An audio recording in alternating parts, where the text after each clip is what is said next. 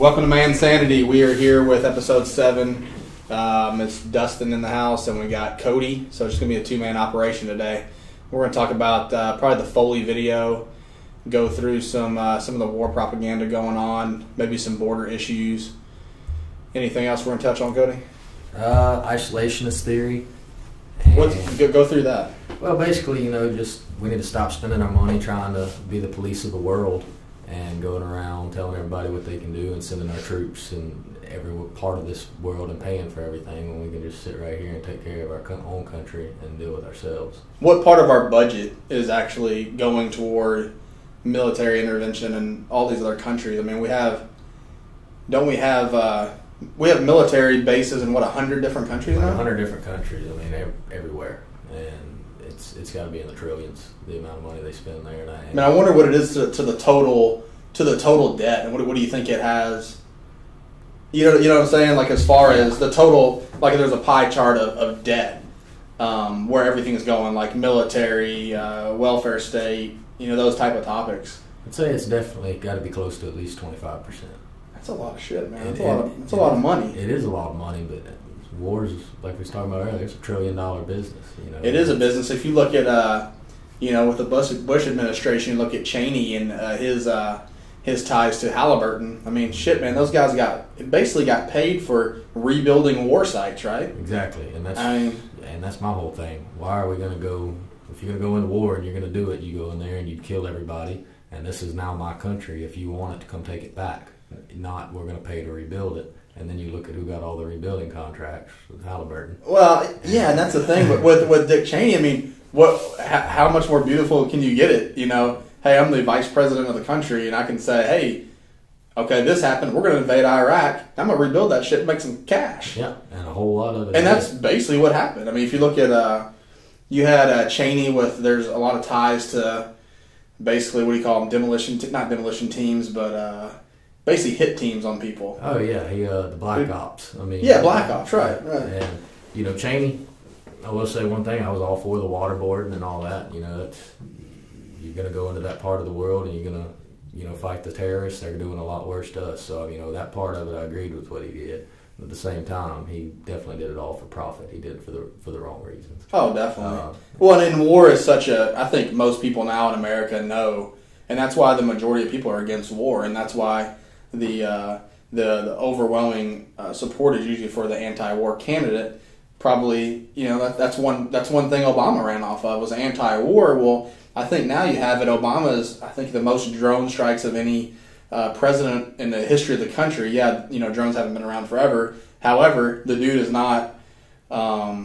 He's definitely not an anti-war candidate. This guy loves war. He loves it's crazy, man. That the supporters of Obama are still, it's almost like it's this weird freaking cult fight. It's just weird. Well, it's like the guy's always running for election, and anytime something happens that's negative, that wasn't my fault. I didn't. That's Bush's fault.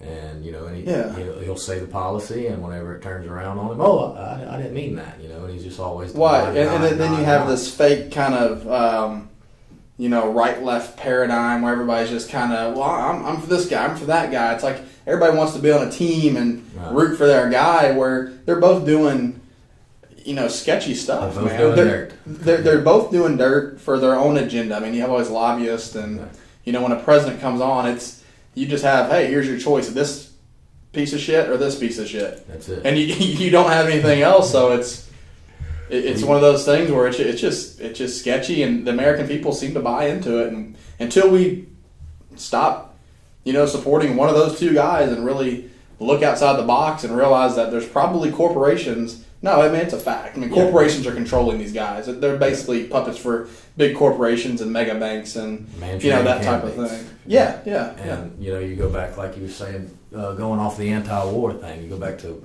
early 1900s. Woodrow Wilson, first term. That's all he talked about. I'm not getting us in this war. Europe needs to handle their own problems. Got reelected. What happened? We started building tanks and we went to war. And how long have we been pretty much consistently at war? It's probably been a good. Last shit, man. The last 100 years. Yeah. I mean, we've been. It's been forever now. Yeah, and it's a big business. And if you're going to do it, like I say, there's ways you do it. You do it right. You take Iraq, for example. I understand the point of view that you can't let a terrorist group go in there and control the world's 4th largest oil supply. However, if you're going to go in there and you're going to do something about it, you now own that oil supply.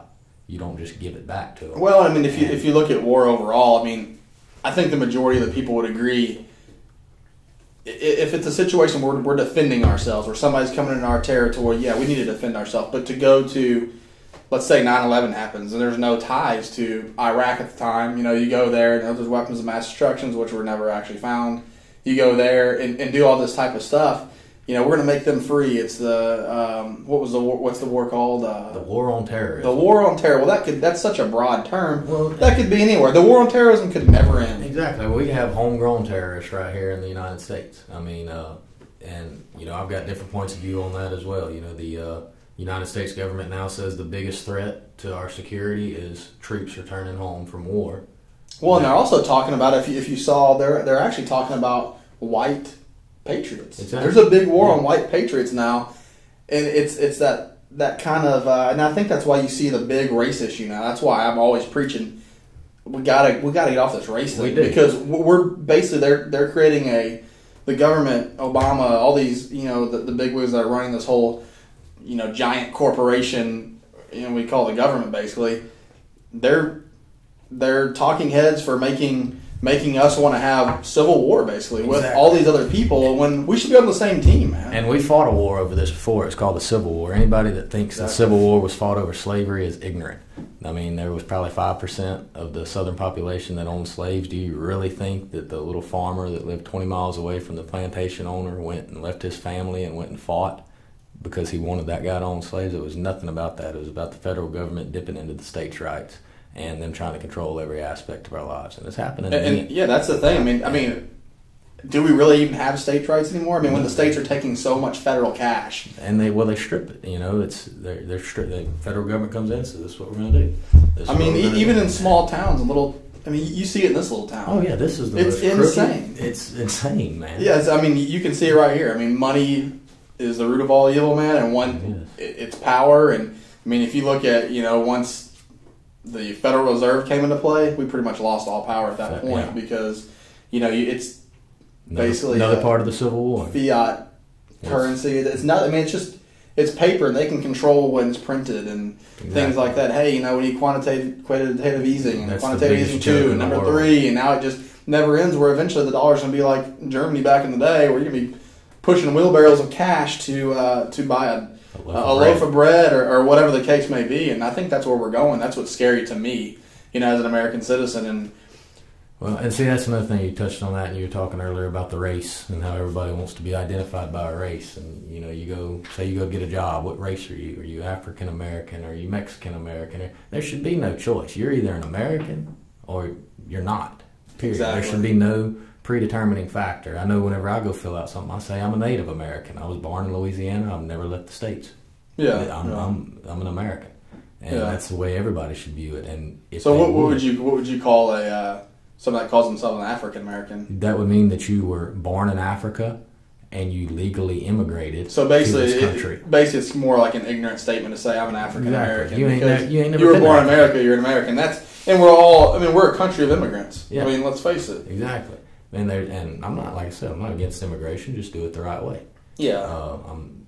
And I think the thing is now, if you look at the agenda of the whole, let's keep the border open. I mean, I've seen things where it's Obama deports. I've seen this in the news. He deports more immigrants than George Bush, and that's a false statement. Because he does not. Because with the one stroke of his pen with the DREAM Act, he made 10 million of them legal. Not only that.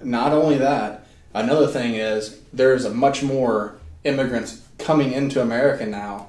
Exactly. So there's a chance for more of that, but they're also letting more in. So if you look at, if I had a bank account, for instance, if I have $100,000 but spend $200,000, I'm still in the negative. Right. And right now we're having so many immigrants coming in and less going out, so there's going to be a surplus of immigrants. I'm not a racist person. However, we do need to do something about this, because we do not have the money to support all of these immigrants. No. And also, too, I think a lot of it will be the borders are open. I think we're going to have another 9/11 situation happen. We definitely are. I mean, they're catching them every day. It's not just from South American countries. Every day they catch somebody from the Middle East. Well, and it comes to the point, too, if we do have that, what's the possibilities of it being orchestrated by our government in order to get us in more wars? Exactly, and it's a big possibility. And, like you're going back to the open borders and the welfare states and all this, 90% of your Democratic voters, what do they vote?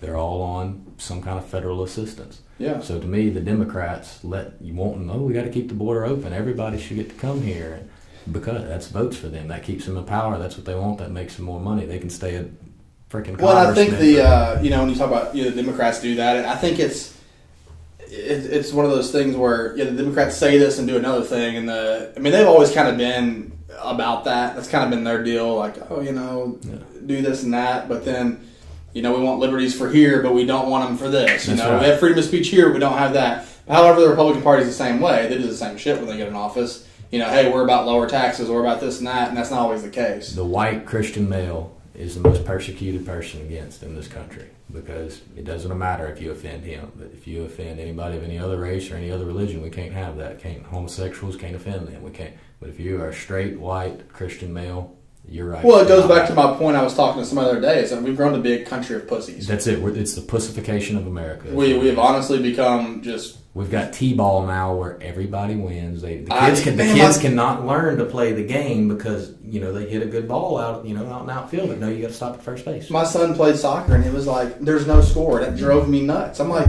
Keep the damn score. Exactly. To learn in life, you have to lose. Yeah, if you learn that nobody ever loses in life, you will never. You will be severely disappointed. I'm not saying you will not succeed. However, your chances of succeeding will be very tough because you are going to lose and you're going to win. You better learn how to do both of those, or else it's going to be tough for you. If you do not fail, you will never learn to succeed. I'm sure. Absolutely. In that. I'm staring at a Michael Jordan poster right now that says exactly that. Yeah. That's the thing. It's part of life, man. You're gonna fail, and and everybody's not equal. We're not all born. No, everybody's made to do different things. That's it. And that's what was great about America. Years ago, everybody had their chance to do this. Now it's, everybody says it's capitalism. Man, we don't have capitalism. We have corporatism. We have basically giant corporations that aren't paying taxes. Where the small middle, road mom and pop store is paying the taxes. It's pretty much bullshit. You have these big corporate places paying off Obama, paying off Bush, paying off whoever else is next in line for that party. I mean, they're taking tons and tons of money. I mean, I saw a thing where Fox News is highly Republican, right? I mean, we would all agree they're mostly Republican. They lean more right wing. They were the top funding agency for Hillary Clinton. Yeah. What the hell? It's a big game, man. It's all about who's keeping them in power, and then they get to make the money afterwards. I mean, they can be a senator for 20 years, and then what do? They go right to the other side of the street. They become a lobbyist. And what the people need to let everybody know is the government is your employee. Absolutely. They're not the government, the cops. You are my employee. I pay your salary. Exactly. And that's the problem. We are so ignorant as a people in America now that if you talk to the common person on the road, they don't get that. No. The government's here to take care of you. Yeah. Oh, really? Because most of those people that are in poverty right now, guess what? 10 years from now they'll be in poverty. You know why? Because the government's going to give them the same little handout they've got, and they're never going to succeed. Promote the general welfare, not provide welfare. Right. And you can... I'm not saying that everybody can succeed by doing the same thing somebody else does. I mean, some people are brought up in just shitty situations, man. Yeah. And I understand and it's tough. However, I would rather see them try to succeed to get that than rather than go, hey, little Timmy, here's $1,500. Live off of this. It's your handout. You're never going to get anywhere but that $1,500. And it's not fair to take from those that are working their butt off. I'm talking about middle class America. That's where a lot of the funds are coming from. There's the 1% that our tons are coming from, but there's also that little percentage that aren't paying a damn dime. What is the energy company that doesn't pay a dime of taxes? General Electric, largest company in the world, doesn't pay a dime of taxes. Correct. Dime in taxes. Correct. That is a correct statement. How can that be? I mean, it's all political, contributions, the lobbyists, all that. They give money so that the government passes legislation that favors them. I mean, I'm trying to think of. I just had it in my head and now I done forgot it. Every tax loophole, Ron Paul said this, every tax loophole or so-called loophole is written because of a contributor gave money to a campaign, and that's the law that got written into place to pay for to cover that contribution. Okay, that's where Ron Paul differs from most of the candidates. Yes, he does. That's why you don't see when he ran last year and ran the year. I think he ran the. What did he run for? Did he run the term before that? Yeah. You'll see media just bash this guy. But if you look at just total freedom and his views, dude is an absolute badass as far as... He is. And I don't, like I said, I don't agree 100% with everything. You know, but we don't agree with 100% of it. Exactly. You're not going to agree with 100% of anything. You know, that's... Exactly. If you are a free-thinking individual, you're not going to agree with somebody Correct. 100% of the time. And, yeah, his views are great. I mean, he's got the isolationist thing. I love it. However, but the thing with him, going back to your racism thing... What are you? Racist? Ron Paul racist? I mean, exactly. The guy's not... He's actually looking at complete statistics and saying, listen, these black folks and these minorities can have a better chance in a free, actual true free market society. Exactly. But see, we do not have a true free market because I'm a business owner, man. And the amount of taxes and things that are just built into everyday life, it is tough. I mean, if I was to start right now as a business, I'd have to second think it, man. I've been in business for a while, so it's...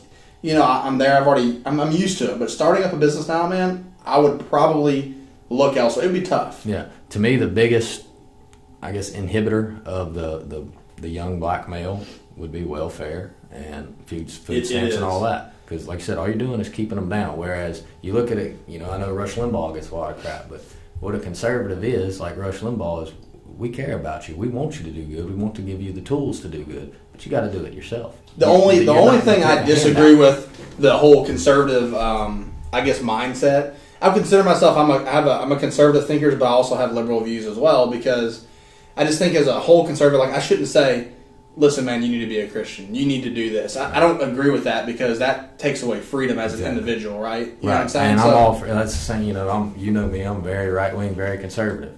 Most people, they have problems with marijuana and drugs and all that. You know, the way I look at it, you want to do it. Yeah, if you're not affecting me, not one bit. And how can you say you have freedom in society if you can't put in your body what you want to put in your body? Exactly. That's absolutely taking away personal freedom. Exactly. You can't buy a freaking Coke in New York that's bigger than 16 ounces. That's ridiculous. I mean, that guy. What's his name? Which one? De Blasio or Andrew Cuomo? Or, I mean, they're all Blankovich. Oh, God. That's just all like, it's honestly up there, man. I've been to New York, and I like the place. It's a cool place, but the freaking laws are ridiculous, man. Yeah, they are. I went to a restaurant up in, where was it at? I think it was at P.F. Chang's. I had to ask for salt. They couldn't give you salt. You couldn't add salt to your food. Yeah. Oh, man, if I want to add salt to my food, I add salt to my food. Who are you to tell me, you know, what's good for me? They don't know. You watch, every year. Yeah, eggs are good for you. You know they're bad for you. Right, milk's bad for you. They don't know. Everybody is different. They have no idea. Well, and the thing is, I'm a healthy, I work out 5 days a week. Who's to tell me I can't have a little bit of salt in my food? Exactly. I'm not a 500-pound man going to a restaurant. And even if you are a 500-pound man, if you're happy, be happy. You're not hurting me by being 500. I could care less. That's your choice. That's your choice. And that's where I think that the whole Democrat-Republican thing it just kind of pisses me off, man. When I see somebody that's like, it's the guy who was, last term when Bush was around, and I hate war, I hate this and that. All this stuff pisses me off, but then when Obama gets in, they love that shit. They love it, yeah. That is weird as hell to me. It's like, what? I got Bin Laden. He killed Bin Laden. Yeah. Dumped him in the ocean. Yeah. I'm like, what? The hell happened there? And I'm not the biggest Bush supporter. I mean, he's kind of a moron. But that's the thing with Bush. It's like, okay, yeah, he's a free market guy. So they say. Bullshit. Man, the guy was giving out handouts and... he caused and it's hard for me to say this, but he did cause the housing crisis back in 2008. Absolutely. He created the whole bubble. He pushed Fannie Mae, Freddie Mac. He absolutely pushed it. And this is the time when I was, around 2021, so I was buying a house. And it was so easy to get cash from the bank. Well, I remember. Which, listen, it should be, tailored to where your payment history and credit score and things like that. But I mean, they were literally just giving you. They were giving it away. Hey, you're a first time home buyer. Boom, here's $100,000. That's it. You make $20,000 a year, sure. There you can you go. afford a $200,000 a year house. I mean, and I mean, what the hell you think's going to happen in 5 years? And what they did was they took those mortgages and they bundled them with people like me and you that could pay our mortgages. And they bundled that all together and they sold that off to an investor. And then when that investor started looking at it and was like, oh, this is shit, I'm never going to get my money back, he sold it off on an investor. Correct. And finally it came to a point where there's nobody else to sell it off to, and there's your bubble. There's your bubble. It's going to crash. I mean, and it's happened time when I and seen time it happen, again. because I was on one of those, adjusting rates or whatever. When you buy a house, it starts at 5%, but then if the market goes here, it goes down to 3, then back up to 6. It's like a balloon rate. So that's what they had a lot of people on. It's a little scary. I mean, what if the market takes a turn? And it is. And I mean, when I bought my house, I was a first-time home buyer.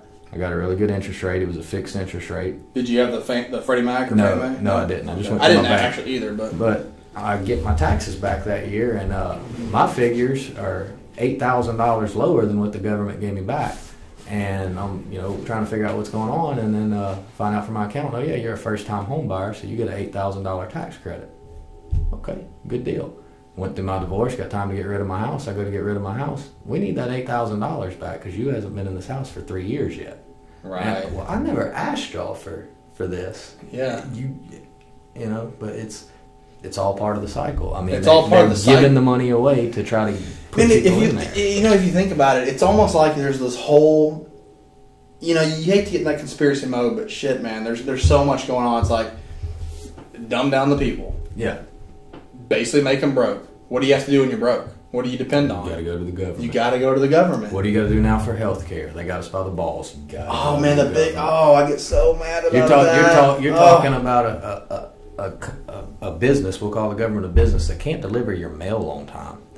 I mean, the United States Postal Service has lost money every year. It's been horrible. I mean, we ship stuff all the time, and the worst freaking service of all is the U.S. Postal Service. Exactly. I mean, FedEx whoops its ass. Yeah, exactly. The private sector will whip its ass every time, and that's in any industry. And we'll make a profit. You got to do the post office is the big. If it was any individual business, it'd be out of business. It would have been out of business 50 years ago. It's horrible. I mean, it's not even. And so we're going to give them control of healthcare? You really think that's going to work? I mean, we're going to give them control of healthcare when. I don't understand, man. We had healthcare before for the people that were poor and the people that were old. We had Medicare and Medicaid. That's it. But what am I missing? You're not.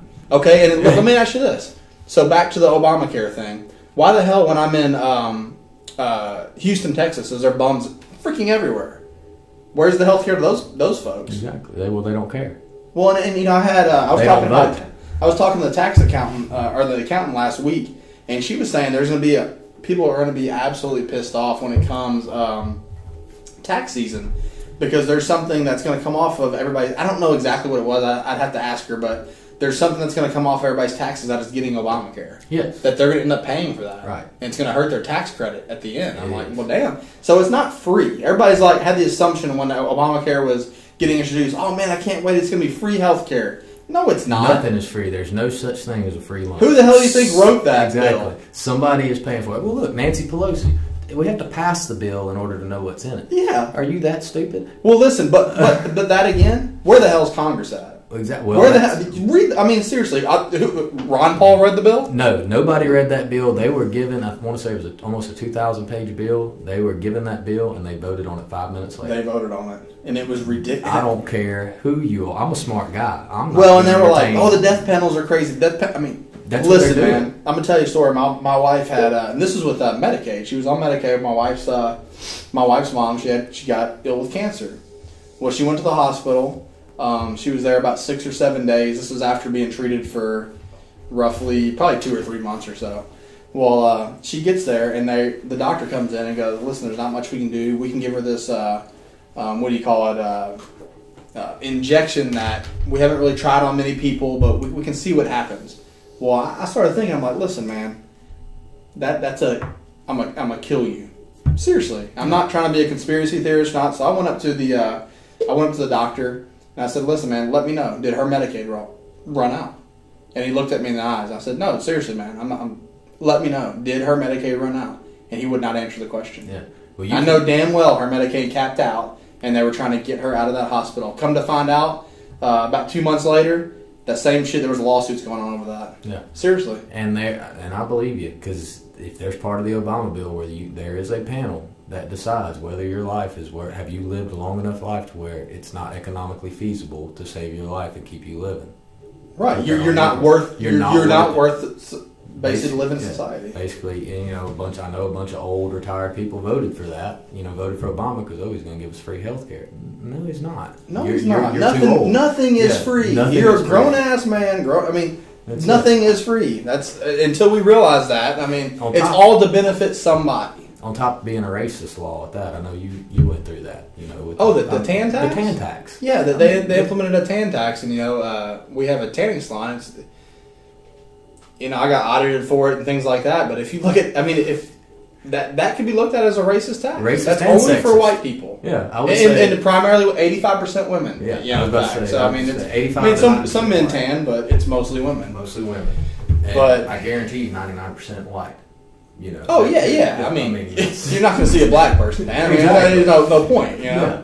So and there's just all kind of little stipulations like that. And then whenever they find something that they can't do, we'll just executive order it, and that's not how the law works. No, that is not how it works, man.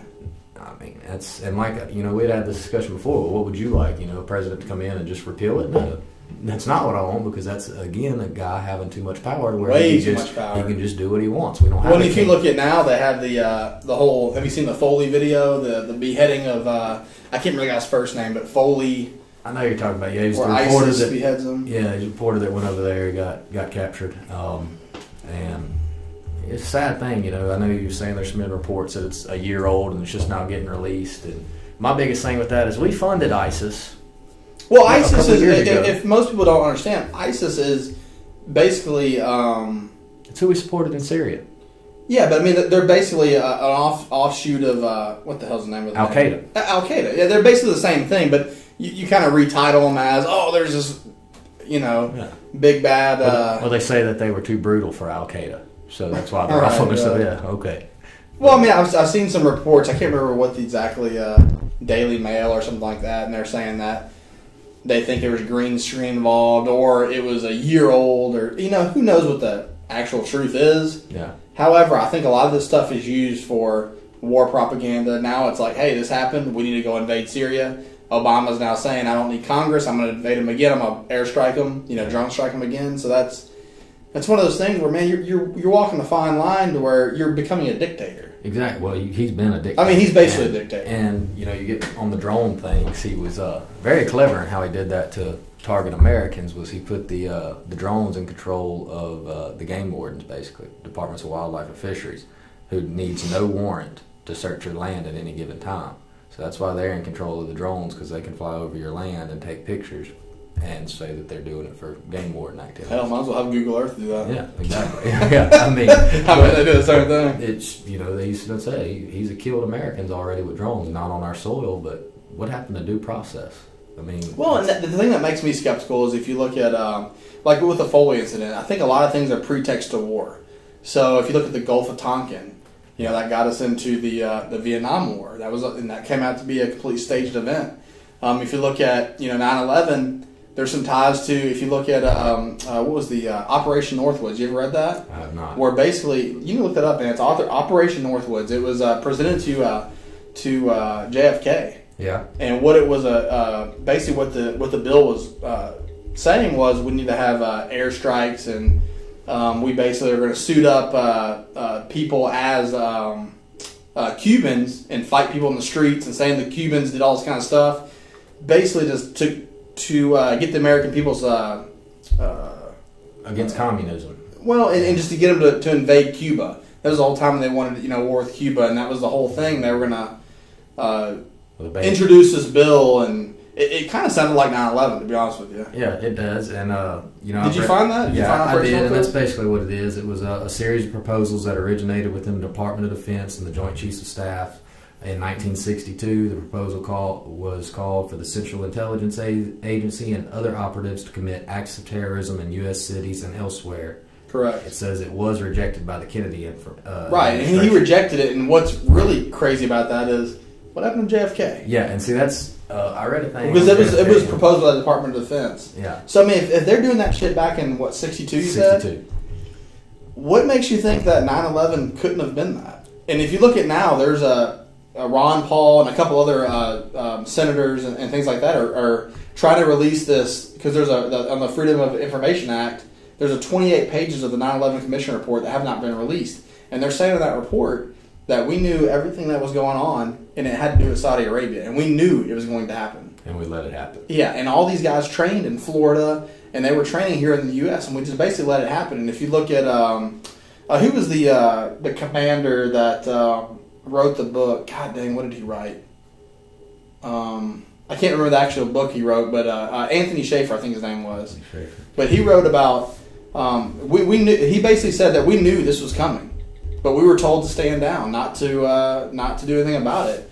And if you look at 9/11, man, that there is the most freedoms taken is from 9/11. Yeah, I'm not saying it's a conspiracy, but there's a lot of things happening that's what happens with 9/11 that are like, damn, dude, that's a lot like that Operation Northwoods. That's it. That's what happens when we make knee-jerk reactions. And I'm not gonna lie, whenever after 9/11 happened, I was pissed off. And when they came out with the Patriot Act, absolutely, I was too, man. Let's do it. I was like, hell yeah, Patriot Act. But I mean, Patriot Act is the biggest hit on our freedom. Exactly. I mean, it's leading to what is the new thing that Obama did now, where he can basically shoot a citizen if they think he's a terrorist. They think he's a terrorist, and they got that other program, Tell on Your Neighbor. If you hear your neighbor, what is that called? I'm not sure the official name for it. But I mean, you can actually sign up for this thing and become basically a tattletale for. Exactly. If you see something, say something. If you see somebody who's acting overly American, and they're an extremist. If he has a "Don't Tread on Me" flag, holy shit, stop him. Stop him. Yeah. I mean, and that's you don't see many "Don't Tread on Me" people going around and just shooting up people. They don't. I mean, you don't see that. It's usually somebody. It seems like it's half the time staged. It's crazy. It is, and then there's all kind of little things like what was that the Muslim guy that screamed Allah Akbar and then shot up the military base. In Fort Hood? In Fort Hood. Yeah, in Fort Hood. I can't remember his name, but he did that, and they declared that, it wasn't a terrorist attack, it was workplace violence. Yeah. And, just little things like that they're trying to kick under the rug. And Benghazi. Elections coming up. I don't want to know about a terrorist attack. I'm going to bed. And that's what makes me really concerned. If you look at, when Mitt Romney was debating him, he didn't say a word about that shit. He's a pussy. The biggest. But is he a pussy, or was he told not to say something? He probably was told not to say. And that's kind of where it's. Man, what the hell's going on? Are we just being completely played by a puppet government? Are we being completely played? I mean, and I think. Myself and you and others are waking up to that. I mean, it's becoming more of a fact than ever before. I mean, I hate to sound like a conspiracy theorist, but damn, dude. If you look at Anwar al-Awlaki, I think he was number 2 in Al-Qaeda, he was dining at the Pentagon after 9/11 and let go. And he was, at the time, on the FBI wanted list. Well, how the hell can he dine there and be let go if he's on the FBI wanted list? Well, look at the right after 9/11, the day it happened. No fly zones. No planes were in the air. No fly. That's true, man. The Saudi American royal family was allowed to fly out of the United States. Why were they here? Why did they get? Why were they the only ones that were allowed to leave? Right. I mean, I remember that day like it was yesterday. And I do too, man. I mean, that was a pivotal point in my life when I think I was around 20 or so, something around there. But I remember watching that and just being like, damn. And I was completely fooled. I was like, holy shit, we better go out there and kill all these people. Kill them all. I was, Bush, man. I gotta vote for Bush next time because he's getting out there. And I did. I was in 9th grade when 9/11 happened, and the next time it came around, I voted for Bush. He kicked those little terrorist bastards' asses. Even though he didn't even go to the wrong spot. Yeah. So, and that's the thing. Knee-jerk reactions, and that's what happens. The same thing with the gun laws right now. A school gets shot up. I'm sorry, your kid's dead, but my right to carry my weapon. That's absolutely a horrible. Your dead kid. That's a horrible situation, but a gun did not do that. That's a crazy individual. If you want to get in anything with gun laws, we need to get in prescription drugs. Yeah, there's so many people on those things, and that's it's making people crazier. That's what I think the government's trying to do. Look how quickly now they diagnose you with anything. They can put you on a pill and zombify you. Absolutely. And I know what happened when I couldn't sit still in school whenever I was a kid. I got my ass beat. Yeah. And my daddy wouldn't give me a pill to settle me down. Are you serious? No, This is not going to happen. Yeah, I mean, most adult Americans and a lot of kids are getting Ritalin when they're like, "Oh, that's ADD." Yeah. No, man, little dude's hyper. Yeah, That's just he's what it is. He's a little boy. Yeah. He's a kid. Yeah, he wants to play. Quit giving him prescription drugs for this. You know, it's insane. And it's bad, you know, when you got kids that are, I just don't want to take no medicine because of what it does to you. You know, even they know that it's no good for them. And they keep prescribing it. They prescribe it more than anything probably in the country. I mean, everybody. The Xanax, the Zoloft, the happy pills, I guess you would call them. I saw an interview. I can't remember who the interview was with, but the guy, I think it was actually Joe Rogan, and he was saying, we prescribe the most drugs out of any nation in the world, but then we arrest the most people for taking those drugs. Yes. Taking the ones that aren't prescribed. You know, we'll be like, okay, we're going to put you in jail for heroin, but if you come to the doctor, we'll give you that shit. Yeah. I mean, that's insane. If you get caught with enough weed, you could go to jail for longer than you can if you murder somebody. Or molesting a child. Yeah, or molesting a child. That pisses me off, man. It's ridiculous. Well, and that's where the prisons make money. And it's a big system. Back to the money thing, man. That's back. It's always like you can track the money, man, and see where it's going. That's right. You could, just the smallest thing from your local government, right? In the city, there's seatbelt tickets. That's the biggest money maker Well, I should have for absolute freedom to wear a damn seatbelt or not wear a seatbelt. And I love those commercials that are like, we see you before you'll see us. Yeah. Yeah, exactly. For not wearing a damn seatbelt? Exactly. I mean, the only life I'm risking is my own life. Exactly. But we have some states where it's okay for you not to wear a helmet on your motorcycle, which I totally agree with. It should be your choice. Yeah, however, if you're a dumbass and don't want to wear a helmet on a motorcycle, that's your own damn fault. You're not hurting somebody else. But if I get in my car and I don't have my seatbelt on, I'm getting a $250 ticket. Yes. Stupidest thing in the world. And it's all a ploy to make money. Oh, it's absolutely a ploy. I mean, it's like you have the cops hanging out in a place you can't see them for getting you for going 7 miles over the... I mean, come on, man. Exactly. It's ridiculous. This is not... I mean, the cops are supposed to be protecting our freedoms. That's what we talked about last week. We talked about the Ferguson riots, and we don't obviously agree with the whole rioting and things like that. However, there's so much police brutality and police overreacting to situations, and what happened to the damn taser? Do most cops have a taser, or is it all cops have a taser? Most of them do, and I don't know if we want to get back into that. Like I said, because more and more facts have come out that cop was beaten pretty bad. His orbital bone was shattered, and like I said, I would probably react the same way. But that's not the only situation. It's not. I posted a video today. I posted a video on Facebook today where a woman comes with a cop and the cop starts beating the shit out of her like it's a UFC fight. I mean, listen, I personally, when I was 19, had a issue with a cop like that where he just, got this big ego, and it was over. I had my seatbelt around my waist, right? Well, it was on a long road trip, so I didn't have the seatbelt going up over my shoulder, so I took it and put it under my arm. Well, I went through paid the toll, went through it. Well, a cop pulls me over. He's like, "Hey, I'm giving you a seatbelt ticket." I'm like, "No, I have it on right here. I just have it under this because it's a 16-hour road trip and it's chafing the shit out of my neck." Yeah. You know what I'm saying? When he looks at me and goes, "Boy, don't you talk back to me," and it's like, what the hell's going on here? It's a freaking seatbelt. Exactly. That's kind of where the thing, it's like, how is that cop protecting my freedom by yelling at me over a damn seatbelt? Yeah. And I think that's where we got it wrong. I think we have so many cops and things like that, worried about sitting on the side of the road, giving seatbelt tickets where, that's just tax money being wasted on these little silly things. They're supposed to be there. Our tax dollars are there, so they help us protect. When's the last time you seen a cop help somebody broke down on the side of the road changing a tire, or just stop to see if they're all right? No, they'll fly right by you. But if we can write you a ticket and get some money out of it, absolutely. We're all for it. And I mean, it's one of those things where they have what do you call it? Where they want to give somebody a ticket because it's their quota. Or their quota. Yeah. So I think you have a lot of that going on. Yeah. To where it's almost like they're forced to do that. And I don't really think that there's I've asked a couple cops about that. Do y'all really have quota. You got to write 10 tickets this week or something like that. And they've all told me no, but there are times they have their meeting where, hey, city funds are running low. We need to stop being so lenient on speeding. Sure. And they do. Maybe they don't have a quota, but like you said, I mean, they know they know they do. Leave a construction zone up after the construction's been completed, and leave the speed limit down 10 miles an hour. Right.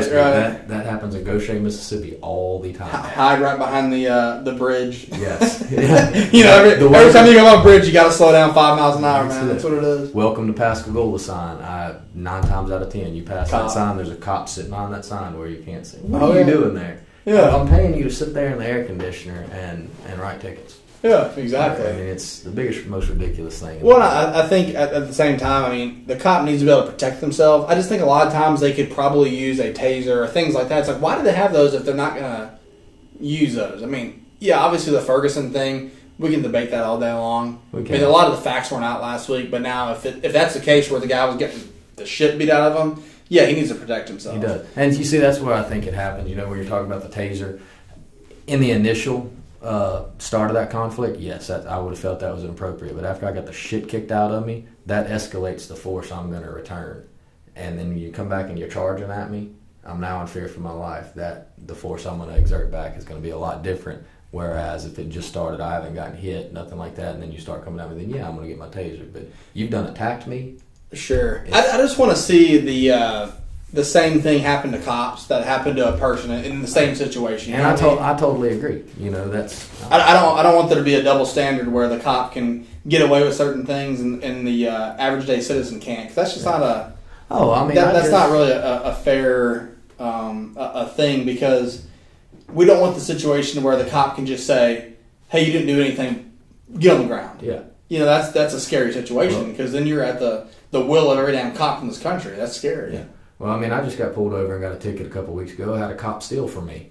And really? Yes. I had, put it on there, man. Yeah. I had my vaporizers here. Yeah. And my truck had a pack of 10 of them. Uh-huh. I have 2 of them that I use. I gave one to my little brother that left, and I gave one to Ben. What's that cop's name? I'm not real sure. Matt something. I'm gonna have to check his last name, but he definitely asked me about my vaporizers while he was talking to me, and then when I got back in my truck, I noticed that I had 2 of them missing. And well, see, you need to find out that guy's name. We need to call his ass out on air, because that's ridiculous. We need to, because if cops are stealing from citizens, there ain't nothing wrong with a damn vaporizer. Yeah, and that's the thing. You were talking about a $20 vaporizer here, but if I would have stole something, I'm going to jail. But yeah, exactly. But you have the power to go through my truck and take what you want, and then that's it. Yeah. It's ridiculous. No, that's ridiculous. But it all goes to the top, and like we said earlier, Obama's wanting to invade Syria with no. And he's basically saying no Congress. I mean, I don't care what Congress said. This is what I'm doing. Exactly. No president should have that kind of power. Nobody should. That's why we have the system we do, the checks and balances system. But when Washington left office, he warned about going into separate parties because of what it was going to cause. It was going to cause a divide between the country, and it took a couple hundred years, but it happened. Well, and that's what you have now. Is you have a president who can do whatever he wants, and how does he shut Congress up? Funds, money. Yeah. Here's this for your. Hey, the state of Louisiana's doing bad. Here's this kind of money. Yeah. When I go to do something, you shut up. Yeah, exactly, and that's all it is. We'll help you get elected to another term, but you have to support me on this vote, and it's the biggest crock, it's the biggest game, and we're all getting played for fools, and everybody needs to open their eyes. Well, and if people would actually stand up and say something and things like that, I think the average day American is so busy with everyday life, they just don't give a shit. Let me see, you got 435 representatives in the House, you have 100 United States senators, you have 1 president, and you have 6 Supreme Court justices. We're letting less than 600 people control our lives. What are they going to do? And don't forget the mega banks, because that obviously but has a play into it. It does, and the lobbyists and all that. But absolutely, what are they going to do? They can't. If we would stand together as one, what are they going to do? They can't throw us all in jail. Well, back in the war, what was it? Less than 10% of the actual people that fought, and we. Gained our freedoms off of that. So, yeah, and then, and you look, we'll go back to the Civil War. you're talking about a bunch of farmers in the South that didn't have the best equipment. At the time, the United States military was the strongest military in the world. Right. And we almost won. I mean, it was down to a couple of battles where that almost happened. And it can happen again. I mean, it's now that they have regulated against so much stuff now, like with the guns and all that. You know, whenever they wrote the Second Amendment, it said Congress shall have no right, which to me means you shouldn't be able to outlaw anything. If you can have it, the average citizen can have it, because that's what it's for. It's not made for protecting myself from somebody trying to come in my window. It's made to protect yourself from the government. Yeah, absolutely. I mean, the Second Amendment was absolutely. I mean, it states the form of militia. It states that. So I mean, obviously, it's saying. Well, that's the thing. Now you have a lot of the government, officials saying, "Well, yeah, but you don't need an extended clip and this and that." Well, bullshit. If you're going to have that, we need to have the same thing. Andrew Cuomo, nobody needs 10 bullets to kill a deer. I didn't say I needed 10, but I got 30 in mine. Yeah, and one in the chamber. So because what ants are they scared of? Exactly. Yeah, if we form a militia, exactly. That is what it states in the Constitution. Exactly. So that is exactly. It's not for hunting. Exactly. It's for I use my bow and arrow when I go hunting. I don't use a gun. Yeah. Use it. Maybe a shotgun. Maybe a rifle. It's. We're from Arkansas, man. We know that shit. That's it. My AR-15s are to protect me. Exactly. From the government. Or from an intruder, or whatever the case may be. But, I think we're back to the times of, back when the Revolutionary War happened. I mean, that they were basically seizing houses. And, I mean, we have the same shit going on. Oh, you're doing drugs? I'm going to bust down your door. And taxation without representation. Absolutely. I mean, we put you in office because you say you're going to do one thing, and then when you get up there, you get paid off to do another. Look at Bush number 1. Read my lips. No taxes. What did he do? God. Right? I mean, absolutely. It's a joke. And, I really hate that whenever I was 15, 16, 17, 18 years old, I was that stupid that I believed that, oh, yeah, this guy's great and all this stuff. Like I said, knee-jerk reaction. Well, and what always bothers me, too, is, my parents, they would always say, like, I care less what's going on. I don't care. Man, you should care. It's not responsible as a American citizen, or really any citizen of a country, to not care what's going on, because that's going to affect your child later on in life. And then I know exactly what you're talking about. Say, I don't care, and then whenever the government bill comes due, they go to bitching. Yeah, you don't bitch. You don't care. Remember? I had a guy tell me once it was Obama versus Bush, and I'm like, I'm not going to vote for either one of those. And then he looked at me and goes, well, then you can't bitch because you didn't vote for one of them. What do you mean I can't? Honestly, if you did vote for him, you shouldn't be able to bitch because you vote for the same shit. The same shit. You're voting every time you vote for the Democrat or Republican. You're getting the same thing. Yeah, and I'm guilty of that because last election I did not like Mitt Romney. I damn sure didn't like Obama. I picked the lesser of two evils. But honestly, if I would have had my choice, I would. But we've got to stop picking the lesser of two evils. Yeah. Well, if I had my choice, I'd have went Ron Paul, or I'd have went. Yeah, I'd have went Ron Paul. I voted for Gary Johnson, man. I really did. In the Mississippi primary, I voted for Rick Santorum, and I don't know why I did that. he won Mississippi, but well, it's we got to stop voting. We have to stop voting for those guys. They're all freaking puppets of of what's going on, and corporatism and just everyday taking money to do bad shit. And that's another thing. You're not supposed to have a government job that lasts for your lifetime. That's not supposed to be your aspiration. Well, you shouldn't be getting paid out the ass to friggin' have a. You're serving the people. Exactly. You're supposed to go do your term and serve the people, and you come back on home and you go back to work. It's not supposed to be a career. And I mean, look at Washington D.C. There's more money in D.C. than anywhere else. Look at D.C.'s doing fine. Well, we're serving them. They're not serving us. Exactly. I mean, that's exactly what's happening. And like I said, people don't open their eyes and realize that, no, I don't care, or, oh, there's nothing you can do about it. And, yeah, there is. Well, the lesser of two evil kind of thing honestly just irks me, man. Yeah. It's like, you're still voting for evil. If you say the lesser of evil, you're still voting for evil. That's what gets me. Like, when I go to vote, I'm like, if it's evil, I don't want to vote for that. Right. So I want to vote for something that's at least is going to listen to my voice. I feel like now, and since I've been alive, there's nobody that's going to listen to your voice. No. So that's kind of... Which I believe November is going to be a very eye-opening time for America, because the Democrats and the Republicans are going to get their asses handed to them by the Tea Party. And, I mean, it's really bad when you know that the Republicans are joining forces with the Democrats to stop the Tea Party guys. Look at Chris Daniels down in Mississippi, Thad Cochran, all the illegal shit they did down there, Democrats and Republicans, to beat a Tea Party candidate. Because basically they're one and the same.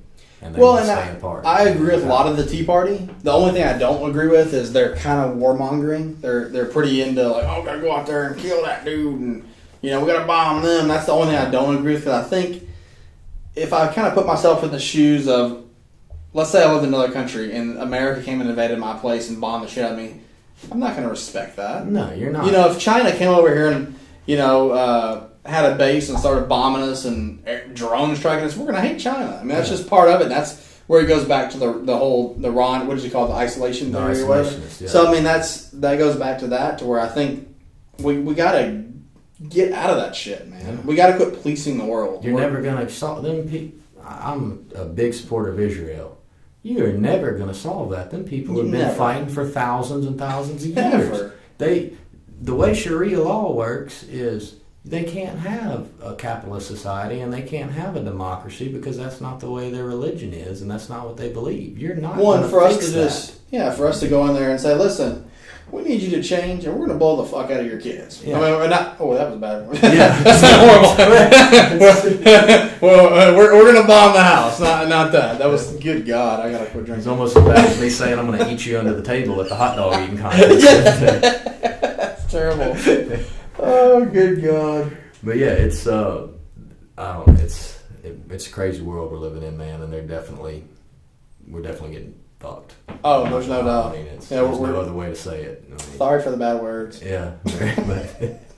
So how do you like having just two guys in there? Man, we're definitely not talking over each other as much with the two of us.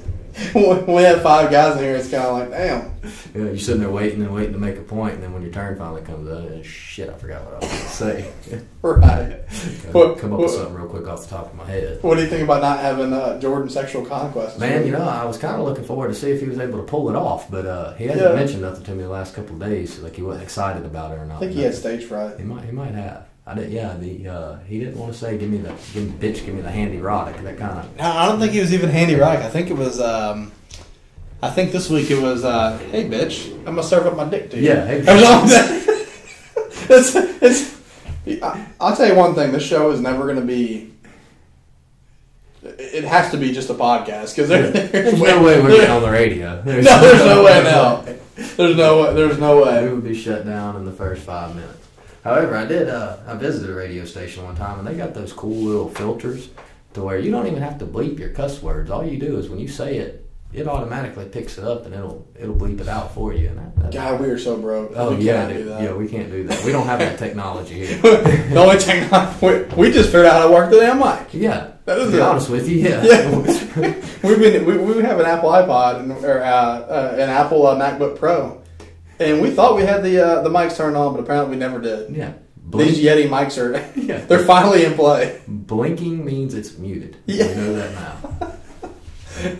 However, Apple puts a good microphone in their MacBook Pro if you're looking for one. It's a damn good microphone. I gotta give them that. It's a damn good mic. I'm a lover of Apple products. I didn't really agree with Steve Jobs' politics, but that was a very smart individual. But Steve Jobs was a very... I think one comment I saw him make on...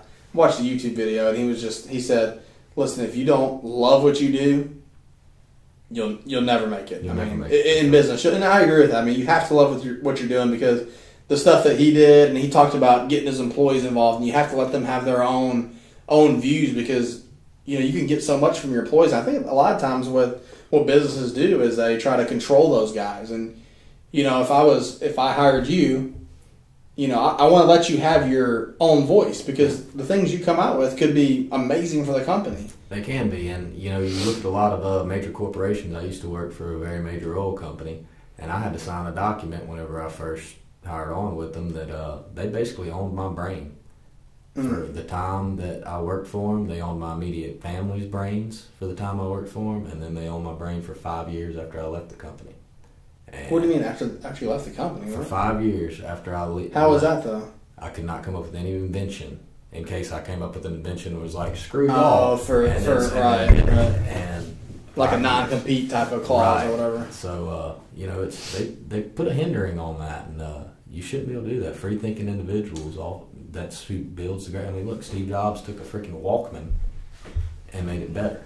Nobody would ever thought to do that. And well, if you look at when he left Apple, what the hell happened to it? It went down. Yeah, it's going down. Well, but before that, I mean, they had him come back, and when he came back, boom. Oh yeah, right back up. I mean, you got to have smart people that are willing to think, and you have to surround you have to, even though you're the owner, you have to surround yourself with good people, and you want those guys to think outside the box and have their own vision, because that can be so big to the company, and that can help you grow the company. You can't do it yourself. You can't, and that's something I've learned. I mean, you have to let those individuals be individuals and be their own person and use their own brain and be creative and things like that to grow. That's it, and that's the thing. Give them the freedom and let them succeed. And everybody brings something to the table that one of us doesn't have. You know, oh yeah, we all think different ways.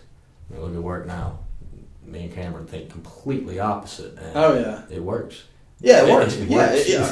I mean, you couldn't be more completely different thinking. No, not at all. I mean, it's and just for the viewers out there. I mean, Cameron is he's pretty much staunch Democrat. Yes. Wouldn't you say? I mean, no matter what Obama does, he's probably gonna love that. He loves it. He's a libtard, is what I call him.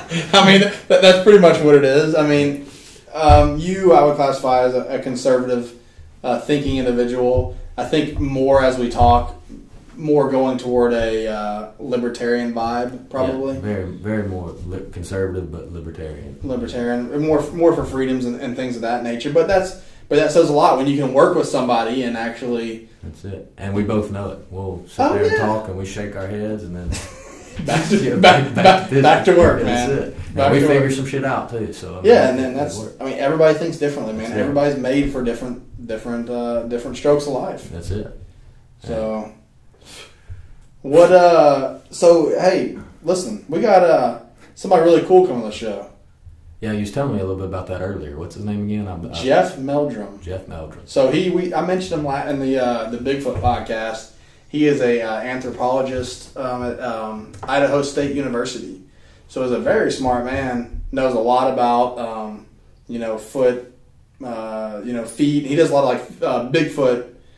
Footprints and things of that nature. I mean, a very smart, intelligent guy. I think he's probably the number one guy in the Bigfoot field in my eyes, because he has the credentials to back it up. Right. So we're gonna have him on the show. That's gonna be pretty awesome. It's gonna be our first, kind of major guest in that genre, and we're looking to bring more guests and talk about that. The way it's not just myself and Cody and Ben and people like that. So I'm excited about that, because that Bigfoot segment we did was pretty good. I enjoyed it a lot, and I'm looking forward to learning a bunch of things. And not saying Bigfoot exists, but damn, who says he doesn't exist? I don't know for a fact. I can't prove it. I have no clue, and I think that Dr. Meldrum's going to probably give us some different perspectives on the whole Bigfoot field, and we're going to maybe see it differently. Who knows? Yeah.